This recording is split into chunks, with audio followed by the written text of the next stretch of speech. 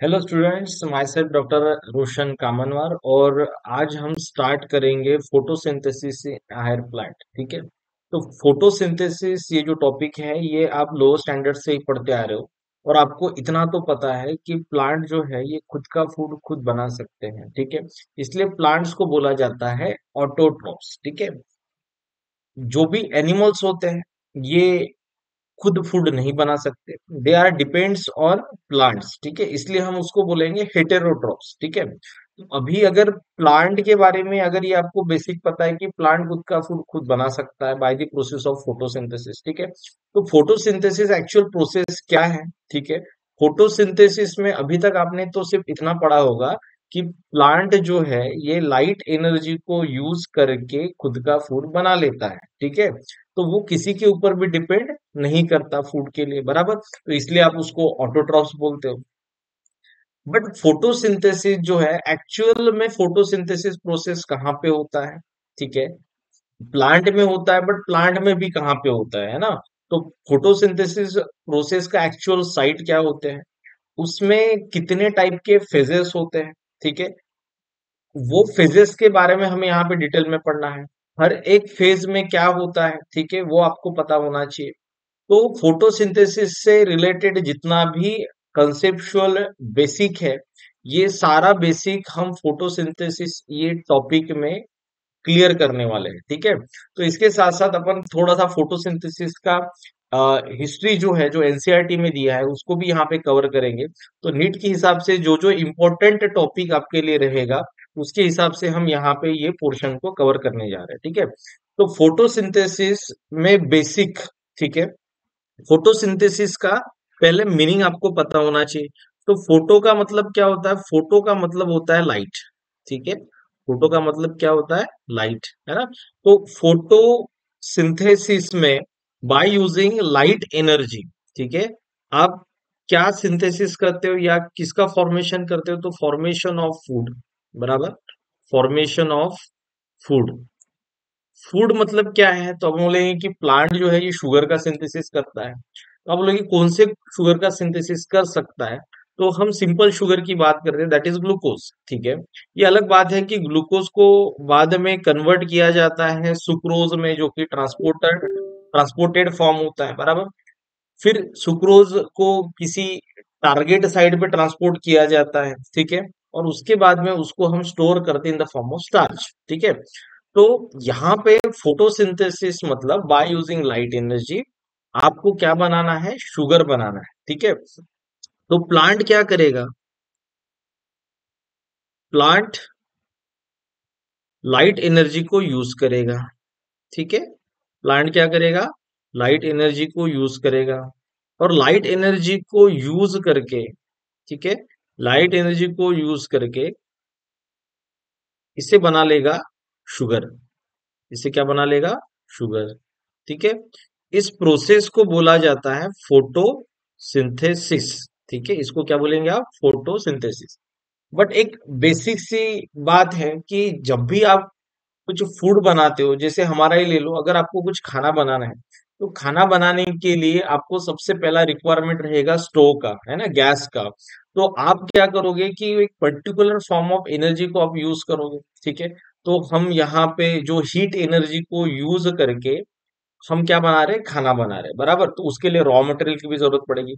तो raw material का जरूरत प्लांट को भी होता है। तो प्लांट के लिए रॉ मटेरियल क्या है? तो आप बोलेंगे ये लाइट एनर्जी हो गई, है ना? तो एनर्जी का रिक्वायरमेंट तो लाइट पूरा कर रहा है। रॉ मटेरियल कहाँ से ला रहा है? बोलेंगे रॉ मटेरियल इसके लिए CO2 है, कार्बन डाई ऑक्साइड। ठीक है। तो ये क्या करेगा? कार्बन डाइऑक्साइड को यूज करके शुगर का सिंथेसिस करेगा। जैसे मान के चलो कि अगर आपको ग्लूकोज बनाना है तो ग्लूकोज हेक्सोजेस में आएगा, 6 कार्बन से बना होता है ना? तो अगर ग्लूकोज बनाना है तो ग्लूकोज के लिए आपको 6 CO2 मॉलिक्यूल को यूज करना पड़ेगा। ठीक है। तो ये रिएक्शन क्या होता है फोटोसिंथेसिस का, ये आगे चल के अपन पढ़ने वाले हैं। ठीक है। तो बेसिक क्या है फोटोसिंथेसिस में हमने क्लियर कर लिया। लाइट एनर्जी को यूज करना है आपको। ठीक है। तो एनर्जी का रिक्वायरमेंट कौन पूरा कर लेगा? लाइट। ठीक है।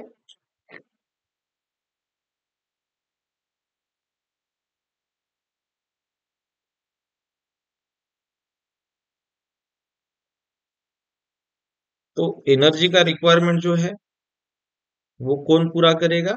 लाइट पूरा करेगा, ठीक है। तो लाइट एनर्जी को यूज करके आपको क्या करना है? फूड बनाना है, शुगर बनाना है, ठीक है। अब फोटोसिंथेसिस में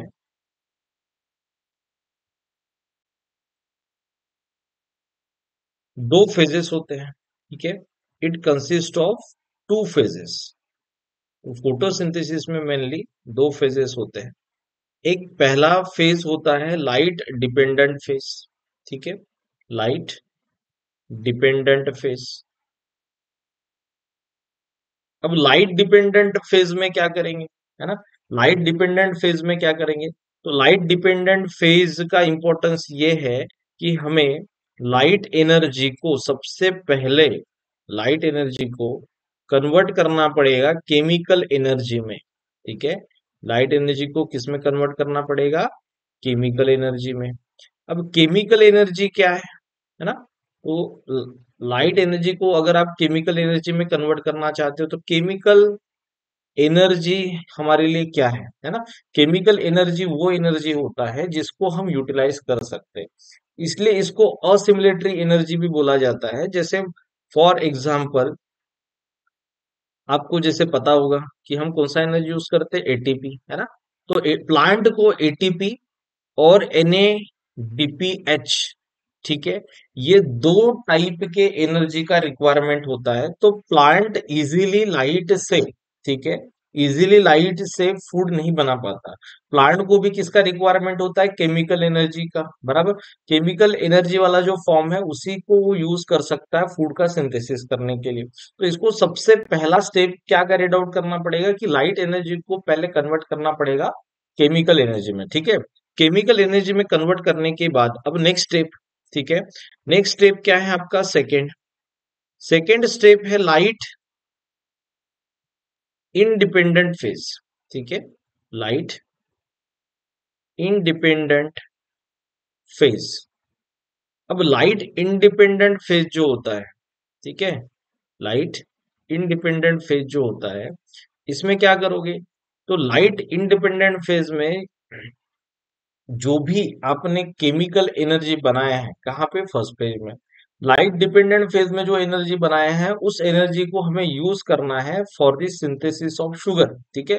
तो जैसे कि मान के चलो कि जैसे मैंने आपको बोला था कि ग्लूकोज आपको अगर बनाना है तो ग्लूकोज बनाने के लिए आपको क्या करना पड़ेगा? ग्लूकोज बनाने के लिए आपको 6 CO2 मॉलिक्यूल यूज करने पड़ेंगे, है ना? तो यहाँ पे हमें 6 CO2 को यूज करना है, ठीक है। 6 CO2 को यूज करके क्या बनाना है? ग्लूकोज बनाना है। क्या बनाना है? ग्लूकोज। और ये ग्लूकोज बनाने के लिए जो भी एनर्जी रहेगा वो कौन पूरा करेगा? तो बोलेंगे एटीपी है हमारे पास में, तो आप एटीपी को यूज कर सकते हो। उसके बाद में आप NADPH को भी आप यूज कर सकते हो, ठीक है। तो CO2, ठीक है, 6 CO2 मॉलिक्यूल को यूज करोगे एक ग्लूकोज बनाने के लिए, साथ साथ में आपको NADPH का और ATP का एनर्जी यूज करना है, ठीक है। रिएक्शन अभी भी हमने बैलेंस नहीं किया है, यहाँ पे हमें ये भी नहीं पता कि ATP कितना लगेगा, NADPH कितना लगेगा। तो जब हम लाइट डिपेंडेंट फेज पढ़ेंगे, लाइट इंडिपेंडेंट फेज पढ़ेंगे, तब आपको जाके ये बात क्लियर होगी कि 6 CO2 फिक्स करने के लिए आपको कितना एटीपी और कितना एनएडीपीएच यूज करना है, ठीक है। बट ये हमने बेसिक क्लियर किया है फोटोसिंथेसिस किस कितना फेजेस में होता है, कितने स्टेप्स में होता है ना। तो फोटोसिंथेसिस दो फेजेस में होता है। पहला लाइट डिपेंडेंट फेज जिसमें लाइट एनर्जी का कन्वर्जन करेंगे किसमें? केमिकल एनर्जी में, that is ATP and NADPH, ठीक है। उसके बाद में सेकेंड फेज जो होता है, सेकेंड फेज है आपका लाइट इंडिपेंडेंट फेज, जिसमें जो एनर्जी आपने फर्स्ट फेज में बनाया था उस एनर्जी को आपको यूज करना है for the synthesis of glucose, ठीक है। बस ये दो फेजेस ही आपको अच्छे से पढ़ने हैं, ठीक है। अब देखो कि फोटोसिंथेसिस में बहुत सारे साइंटिस्ट लोगों ने स्टार्टिंग से एक्सपेरिमेंट परफॉर्म किए। किसी को भी फोटोसिंथेसिस के बारे में पहले कुछ नहीं पता था, है ना। तो प्लांट जो होता है, ठीक है, ये प्लांट ऑक्सीजन को प्रोड्यूस करता है या CO2 को यूज करता है, ये भी नहीं पता था, ठीक है। तो इसके लिए सबसे पहला एक्सपेरिमेंट किया है जोसेफ प्रिस्टली ने, ठीक है। सबसे पहला एक्सपेरिमेंट किसने किया? जोसेफ प्रिस्टली ने इन 1770। तो जोसेफ प्रिस्टली ने क्या किया, एक जार लिया और उस जार के अंदर में एक कैंडल रखा। ठीक है, उस जार के अंदर में क्या रखा, एक कैंडल रखा। ठीक है, और ये जो कैंडल रहेगा, ये कैंडल तब तक जलता रहेगा जब तक आपके पास में क्या है, ऑक्सीजन है। ठीक है, आपके पास में क्या है, ऑक्सीजन। तो इस जार में जितना भी ऑक्सीजन है, उस ऑक्सीजन को यूज करके कैंडल जलता रहेगा। ठीक है, जो भी एनिमल है, वो एनिमल सरवाइव तब तक करेगा जब तक उस जार के अंदर में ऑक्सीजन है। तो इसने सबसे पहले क्या किया, एक जार लिया, इस अंदर में जार के अंदर में क्या किया, एनिमल को रखा। ठीक है, एनिमल को रखा और एक कैंडल को रख दिया। ठीक है, अब ये कैंडल के अंदर में रहेगा ऑक्सीजन, और ऑक्सीजन को यूज करके ये एनिमल सरवाइव करेगा, कैंडल भी जलता रहेगा। बट जब ये ऑक्सीजन पूरा खत्म हो जाएगा, तो उस केस में एनिमल के लिए ऑक्सीजन नहीं बचेगा और कैंडल के लिए भी ऑक्सीजन नहीं बचेगा, तो कैंडल ऑफ हो जाएगा, बराबर। और हमारा एनिमल भी ऑफ हो जाएगा। ठीक है, एनिमल भी ऑफ हो जाएगा, इसका मतलब क्या है,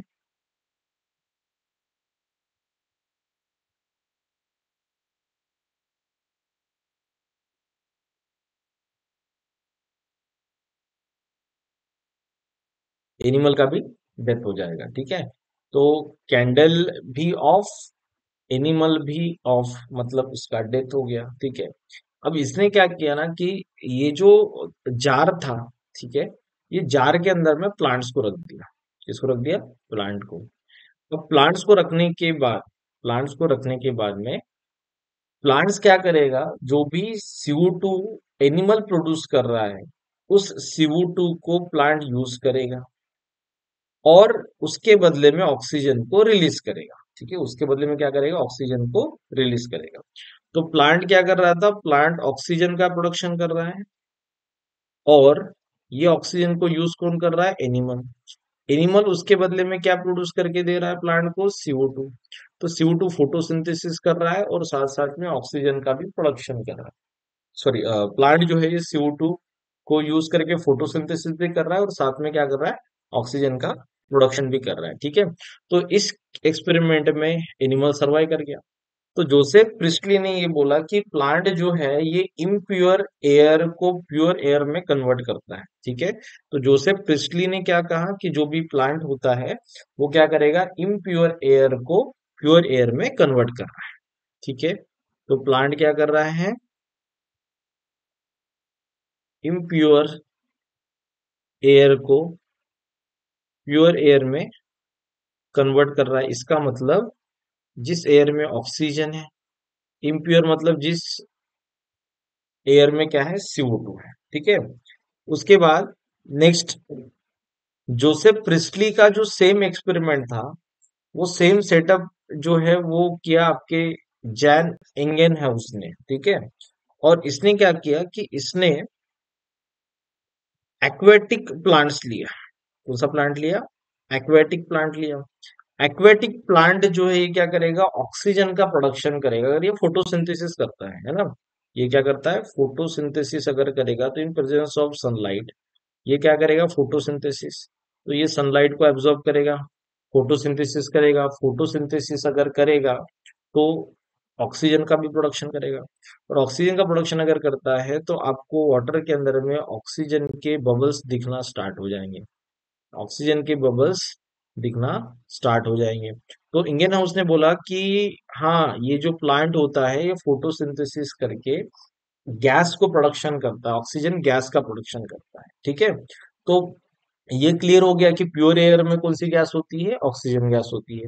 उसके बाद में जूलियस वॉन सैच आए और इन्होंने बोला कि जो फोटोसिंथेसिस होता है उसका पहला प्रोडक्ट होता है ग्लूकोज। पहला प्रोडक्ट क्या होता है, ग्लूकोज। और बाद में ग्लूकोज को कन्वर्ट किया जाता है किसमें, स्टार्च में।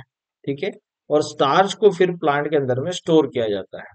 तो जूलियस वॉन सैच ने नेक्स्ट बताया कि प्लांट फूड मतलब क्या बनाता है, ग्लूकोज बनाता है, और ग्लूकोज को फिर स्टार्च के फॉर्म में स्टोर किया जाता है। ठीक है, उसके बाद में नेक्स्ट आए TW एंजलमैन, और इनका जो एक्सपेरिमेंट था बहुत ही जबरदस्त एक्सपेरिमेंट था, ठीक है। एंजलमैन ने क्या किया कि अभी तक हमें फोटोसिंथेसिस के बारे में क्या पता है ना।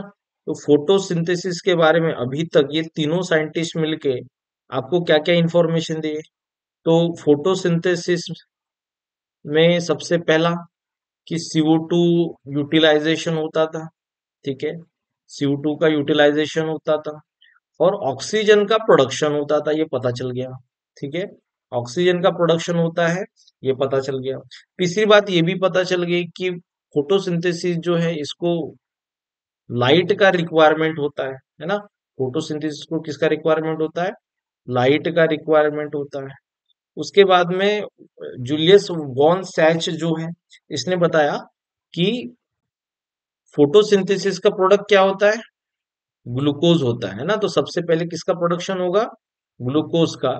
फिर ग्लूकोज को आप कन्वर्ट करोगे स्टार्च में, जिसको आप स्टोर करोगे, है ना। तो स्टोरेज के लिए आप स्टार्च बनाते हैं।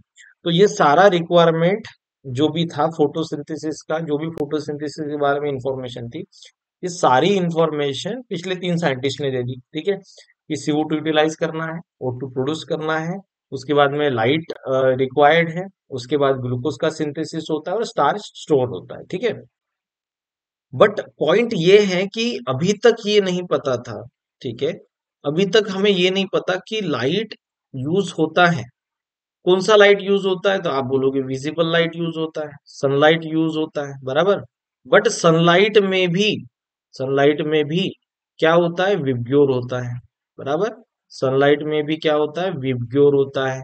मतलब 7 कलर की लाइट्स होती है, violet, indigo, blue, green, yellow, orange and red, ठीक है। इसमें से कौन सा लाइट प्लांट यूज करता है? सभी के सभी लाइट के ऊपर फोटोसिंथेसिस कर सकता है, या फिर कोई स्पेसिफिक वेवलेंथ वाला ही लाइट चाहिए, किसी स्पेसिफिक रेंज में ही वो लाइट का रिक्वायरमेंट है ना। तो एंजलमैन ने क्या किया, लाइट को पास किया प्रिज्म से। प्रिज्म क्या करेगा? लाइट को डिफ्रैक्ट करेगा इनटू दी विबग्योर। वॉयलेट से लेकर रेड तक आपको सारे लाइट्स मिल जाएंगे, ठीक है। फिर उसने क्या किया, ये जो चेम्बर था, ठीक है, एक चेम्बर के अंदर में इसने अलगी को रखा, ठीक है। कौन से अलगी को रखा? क्लैडोफोरा, ठीक है। कौन से अलगी को रखा? क्लैडोफोरा को रखा। तो ग्रीन अलगी जो है क्लैडोफोरा, इसको रख दिया। अब क्लैडोफोरा को रखने के बाद में फोटोसिंथेसिस के बारे में इंफॉर्मेशन क्या था कि फोटोसिंथेसिस में ऑक्सीजन का प्रोडक्शन होता है। तो ग्रीन अलगी को आपने वाटर के अंदर में रखा है और उसको लाइट प्रोवाइड कर रहे हो, वॉयलेट से लेकर रेड तक। अब ग्रीन अलगी क्या करेगी? जिस रीजन में वो फोटोसिंथेसिस कर सकती है, अगर मान के चलो कि रेड लाइट पे फोटोसिंथेसिस कर रही है, फोटो ग्रीन जहां पे रेड लाइट होगा वहां पे ही ऑक्सीजन का प्रोडक्शन होगा।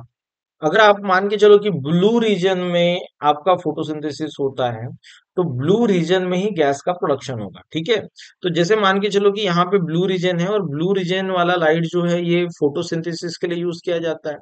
तो ब्लू रीजन वाले रीजन में ही क्या होगा? फोटोसिंथेसिस होगा और यहीं पे ऑक्सीजन का प्रोडक्शन भी हो जाएगा। किसका प्रोडक्शन होगा? ऑक्सीजन का, ठीक है। अगर आप बोलते हो कि ये ब्लू के साथ साथ रेड रीजन में भी, ठीक है, ब्लू के साथ साथ रेड रीजन में भी फोटोसिंथेसिस होता है, तो रेड रीजन, रेड लाइट जहां पे है वहां पे भी क्या होगा? ऑक्सीजन का प्रोडक्शन हो जाएगा, ठीक है।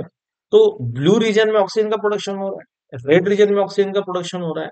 तो इसने उस सॉल्यूशन के अंदर में डाल के रखा था एरोटैक्टिक बैक्टीरिया। अब एरोटैक्टिक बैक्टीरिया क्या होते हैं, है ना।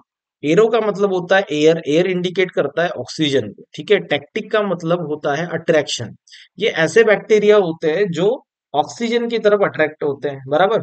तो जिस रीजन में आपको ऑक्सीजन का प्रोडक्शन मिलेगा वहां पे एरोटैक्टिक बैक्टीरिया का पॉपुलेशन ज्यादा मिलेगा।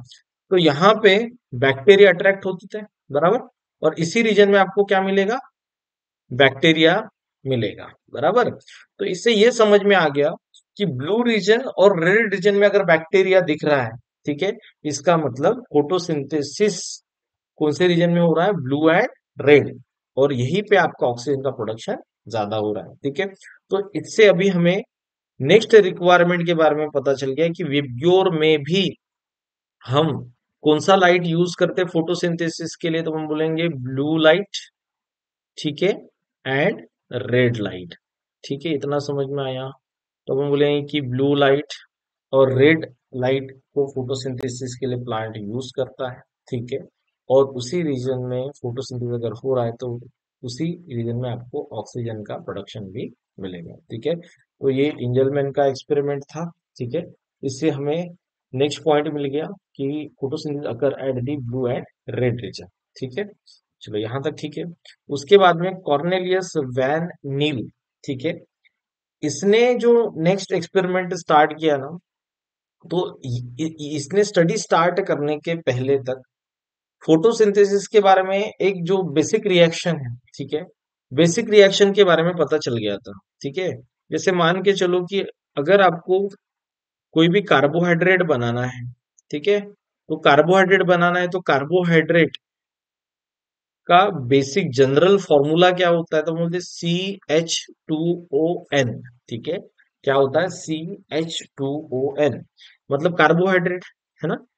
तो कार्बोहाइड्रेट, शुगर, आप फोटोसिंथेसिस में बना रहे हो, तो कार्बो मतलब कार्बन, हाइड्रेट मतलब वाटर। तो एक कार्बन के पीछे एक वाटर मॉलिक्यूल रहेगा, उस मॉलिक्यूल को बोला जाता है कार्बोहाइड्रेट। सिंपल है। ठीक है, तो एक कार्बन के पीछे एक वाटर मॉलिक्यूल रहेगा। ठीक है, उसको क्या बोलोगे आप, कार्बोहाइड्रेट। तो जनरल फॉर्मूला क्या हो गया इसका, CnH2ON, मतलब n number of carbon atom, तो n number of water molecule. ठीक है, तो इसलिए हमने यहाँ पे ऐसे लिखा है CH2O, मतलब एक कार्बन के साथ एक वाटर, बराबर, तो n नंबर ऑफ कार्बन के साथ n number of water molecule. समझ में आया। तो कार्बोहाइड्रेट को हमने ऐसे लिख लिया। ठीक है, अब कार्बोहाइड्रेट को लिख लिया। अब फोटोसिंथेसिस में बनाना तो है कार्बोहाइड्रेट, पर किससे बनाएंगे, तो अब बोलेंगे कि कार्बन कितना है कार्बोहाइड्रेट के पास में, तो फिलहाल में तो अपने एक ही लिखा है, बराबर। तो अगर एक लिखा है तो आप CO2 मॉलिक्यूल एक ही यूज करोगे, कि कार्बन डाइऑक्साइड को यूज करके ही कार्बोहाइड्रेट बनाना है। ठीक है, तो अगर आपके पास कार्बोहाइड्रेट में एक कार्बन है, बराबर, तो एक CO2, बट अगर n नंबर ऑफ कार्बन है तो उस केस में आपको n number of CO2 use करने पड़ेंगे। ठीक है, तो जैसे कि हमने यहाँ पे n लिखा है ना, यहाँ पे हमने क्या लिखा है, n, तो CO2 भी आपको कितना यूज करना पड़ेगा, n। यहां तक ठीक। उसके बाद नेक्स्ट,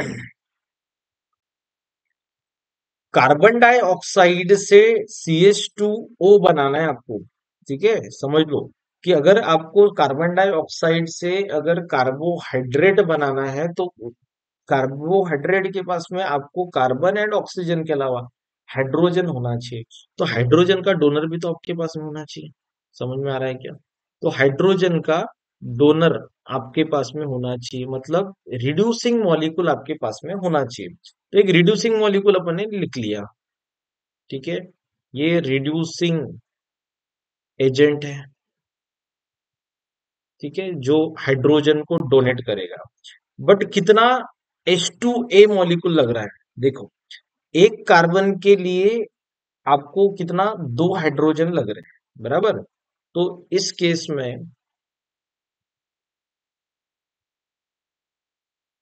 में अगर आपके पास n नंबर ऑफ CO2 है, बराबर, तो इसको आपको यूज करना पड़ेगा डबल। इसको कितना यूज करना पड़ेगा, डबल, मतलब 2n। ठीक है, अगर CO2 एक है आपके पास में तो दो रिड्यूसिंग एजेंट यूज करो। अगर आपके पास में NCO2 है तो आप n number of reducing, twice the n number of H2A, मतलब रिड्यूसिंग एजेंट को आपको यूज करना है। ठीक है, अब रिएक्शन को थोड़ा बैलेंस कर लेते हैं।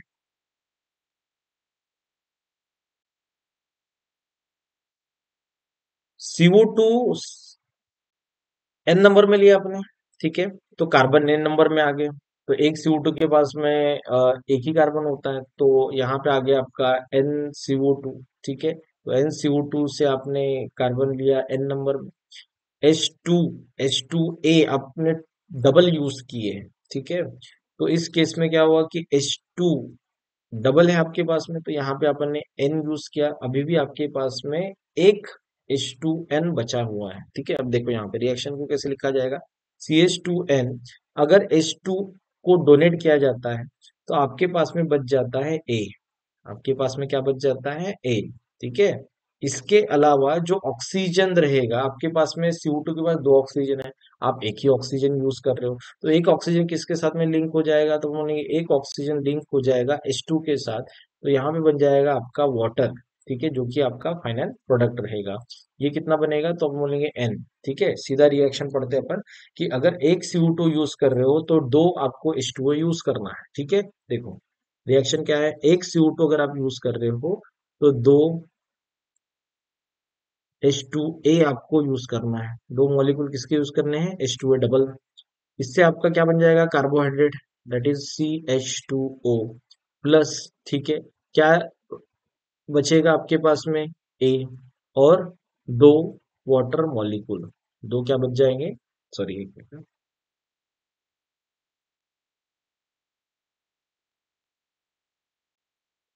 आपके पास में बच जाएगा H2O, क्या बच जाएगा, H2O, ठीक है। तो अगर एक CO2 तो एक वाटर मॉलिक्यूल यहाँ पे आपके प्रोडक्ट में फॉर्मेशन हो रहा है, ठीक है। अगर हम यहाँ पे वैन नील का अगर एक्सपेरिमेंट पढ़ते हैं, ठीक है, ये तो हमारा बेसिक रिएक्शन हो गया जो अभी तक पता था कि अगर आपको कार्बोहाइड्रेट बनाना है तो कार्बोहाइड्रेट बनाने के लिए आपको क्या करना है, कार्बोहाइड्रेट बनाने के लिए आपको N number of carbon dioxide को यूज करना है, जितना कार्बन डाइऑक्साइड आप यूज करोगे, ठीक है, उसके डबल आपको रिड्यूसिंग एजेंट यूज करना पड़ेगा, ठीक है। इस रिएक्शन को मैं आपको सिंपल तरीके से बताऊंगा कि इसको याद कैसे रखना है। फिलहाल में आप, आपको अगर ये रिएक्शन में थोड़ा सा प्रॉब्लम जा रहा होगा, ठीक है, तो कोई बात नहीं है। हम जब नेक्स्ट रिएक्शन पढ़ेंगे फोटोसिंथेसिस का, तो उसमें आपको ये जो भी पॉइंट है वो सारा क्लियर हो जाएगा, ठीक है। वैन नील ने क्या किया, जो पर्पल सल्फर बैक्टीरिया है, ठीक है, वैन नील ने क्या किया, नील ने यूज किया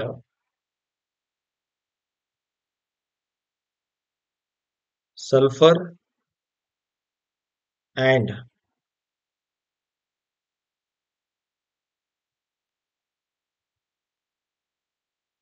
इसने यूज किया ग्रीन एंड पर्पल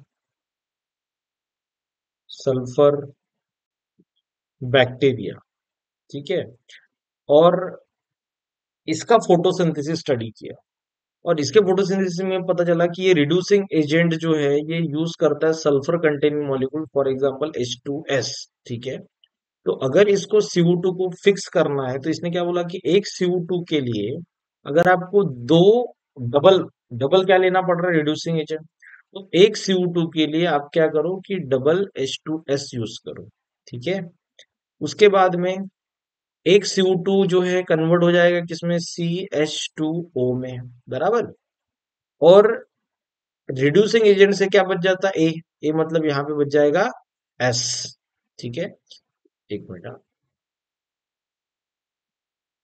यहाँ पे 2A बचेगा और यहाँ पे बच जाएगा 2S, ठीक है। तो यहाँ पे बच जाएगा आपका S2, ठीक है। उसके बाद में नेक्स्ट इसने बोला कि अगर आप एक CO2 मॉलिक्यूल यूज कर रहे हो तो फाइनल प्रोडक्ट में एक वाटर भी आपको मिल जाएगा, ठीक है। तो ये रिएक्शन है किसकी, वैन नील की, ठीक है ना। अगर हम फोटोसिंथेसिस का रिएक्शन पढ़ते हैं तो इसके बाद में हमें हमारा जो फोटोसिंथेसिस का प्रोडक्ट है वो ग्लूकोज, ठीक है। तो ग्लूकोज के लिए अगर रिएक्शन पढ़ते हैं तो सिंपल हो जाएगा, ग्लूकोज है 6 कार्बन का, तो 6 CO2 मॉलिक्यूल आपको यूज करने हैं।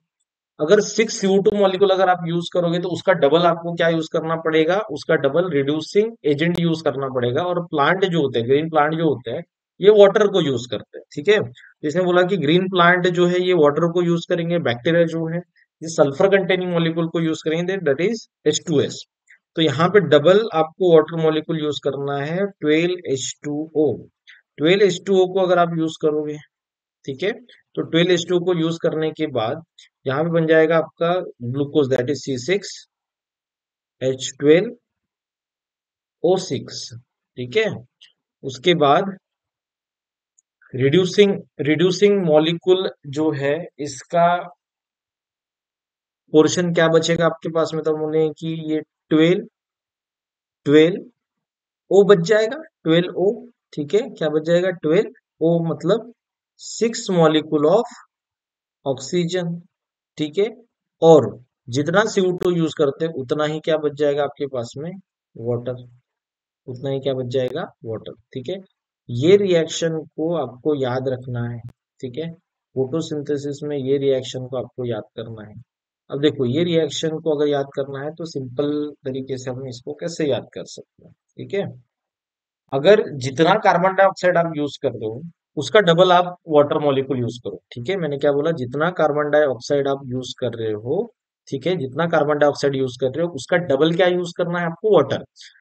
डबल वाटर मॉलिक्यूल यूज करोगे तब बोलेंगे कि 6 CO2 थे, हमने डबल वाटर यूज किया, बट रिएक्शन में तो आधा ही यूज हुआ, मतलब कितना, 6 वाटर मॉलिक्यूल यूज हुआ, बचा कितना आपके पास में, 6। ठीक है, समझ में आ रहा है, तो बच कितना गया, 6 वाटर मॉलिक्यूल। जितने वाटर बचे उतना ही ऑक्सीजन का भी प्रोडक्शन हुआ। समझ में आ रहा है, और ग्लूकोज का मॉलिक्यूलर फॉर्मूला आपको पता है, C6H12O6। समझ में आया क्या, 6 CO2 यूज किया तो उसका डबल वाटर यूज करो, इसका डबल वाटर यूज किया बट आधा ही वाटर यूज हुआ, मतलब 6 वाटर यूज हुए, 6 वाटर मॉलिक्यूल बच गए। जितना वाटर मॉलिक्यूल बचे हैं उतना ही ऑक्सीजन का भी प्रोडक्शन हो गया। तो ये जो रिएक्शन है, ये रिएक्शन आपके लिए इंपॉर्टेंट है। ठीक है, इसके ऊपर क्वेश्चन आ सकता है। तो इस तरीके से अगर आपको कोई भी शुगर का अगर रिएक्शन लिखने के लिए बोला जाता है इन फोटोसिंथेसिस, जैसे मैं आपको एक एग्जांपल बता रहा हूँ, ठीक है, इससे और आपका एक पॉइंट क्लियर हो जाएगा। जैसे मैंने आपको बोला कि चलो राइबोज बना के बताओ, ठीक है, कौन सा शुगर बना के बताओ, राइबोज बना के बताओ। तो आपको ये पता होना चाहिए कि राइबोज जो है कितने कार्बन का होता है। चलो ये भी आपको मैंने बता दिया कि राइबोज जो है ये पेंटोज होता है। राइबोज क्या होता है, पेंटोज होता है। पेंटोज मतलब जो शुगर 5 कार्बन के होते हैं, कितने कार्बन के, 5 कार्बन के। अब जैसे मैंने बोला कि राइबोज 5 कार्बन का है, बराबर, तो सबसे पहले दिमाग में ये बात आनी चाहिए कि 5 कार्बन है तो हमें CO2 कितना यूज करना है, तो आप बोलोगे 5 CO2 यूज करने पड़ेंगे, क्योंकि कितने कार्बन का शुगर है, 5 कार्बन का, बराबर। तो 5 CO2 मॉलिक्यूल यूज करो। ठीक है, 5 CO2 मॉलिक्यूल यूज किया। अब हम बोलोगे रिड्यूसिंग एजेंट भी तो लगेगा, रिड्यूसिंग एजेंट ग्रीन प्लांट क्या यूज करता है, वाटर, बराबर। तो रिड्यूसिंग एजेंट अगर आप वाटर यूज करोगे तो कितना वाटर यूज करोगे, तो आप बोलेंगे कि जितना CO2 यूज किया उसका डबल वाटर मॉलिक्यूल यूज करो, कितना, तो हम बोलेंगे 10। ठीक है, मैंने तो 10 वाटर मॉलिक्यूल यूज कर लिया, बट हुआ क्या, फोटोसिंथेसिस में 10 में से आधा ही वाटर मॉलिक्यूल यूज हुआ, 10 में से सिर्फ 5 यूज हुआ, 5 बच गया, तो बोलेंगे पहले बचा लो, इसको यहाँ पे लिख लो, कितना, 5 वाटर मॉलिक्यूल बच गया।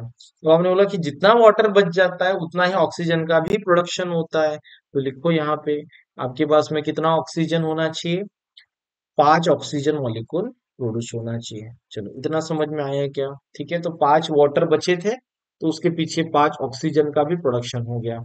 अब लिखना है हमें किसका, राइबोज का मॉलिक्यूलर फॉर्मूला। ग्लूकोज का तो अपने को याद हो गया, पूरा रट्टा मार लिया अपन ने, C6H12O6, है ना, बट राइबोज का नहीं पता।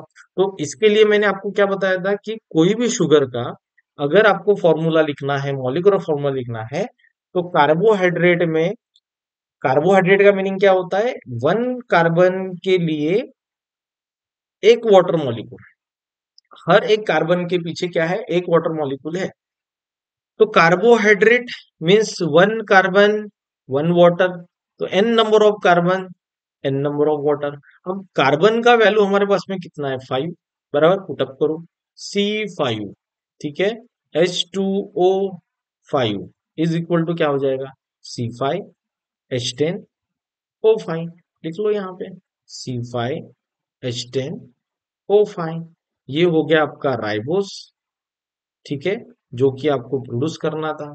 ये आपके 5 CO2, ये डबल वाटर में से आधा वाटर बच गया, जितना वाटर बचा उतना ऑक्सीजन का प्रोडक्शन। ठीक है, तो ये इस तरीके से आप फोटोसिंथेसिस में जो भी शुगर का प्रोडक्शन करना है तो उसके हिसाब से आप रिएक्शन को चेंज कर सकते हो। ठीक है, तो ये हो गया अभी तक जो भी फोटोसिंथेसिस का डिस्कवरी है या फिर हिस्ट्री के बारे में। ठीक है, कौन से साइंटिस्ट का कंट्रीब्यूशन है। अब कंट्रीब्यूशन तो बहुत सारे साइंटिस्ट का है, बट जो इम्पोर्टेंट कंट्रीब्यूशन आपको एनसीईआरटी में दिया है वो हमने इस वीडियो में डिस्कस किया। जो फोटोसिंथेसिस में हमने स्टार्ट किया था यहाँ से। ठीक है, कि photosynthesis consist of two phases, light dependent and light independent.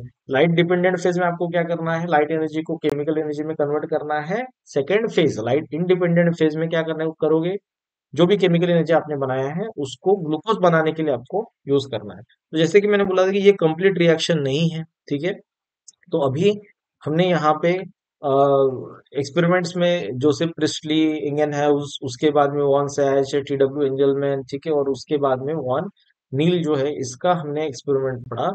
Finally अपन ने रिएक्शन पढ़ ली। किसकी रिएक्शन पढ़ ली अपन ने, फोटोसिंथेसिस की। ठीक है, इसका इंपॉर्टेंस बैलेंसिंग भी मैंने आपको पढ़ा दिया है। ठीक है, इसके नेक्स्ट वीडियो में हम इसको कंटिन्यू करेंगे जिसमें मैं लाइट डिपेंडेंट फेज की बात करेंगे। ठीक है, तो नेक्स्ट वीडियो में बनाऊंगा लाइट डिपेंडेंट फेज के ऊपर। ठीक है, थैंक यू।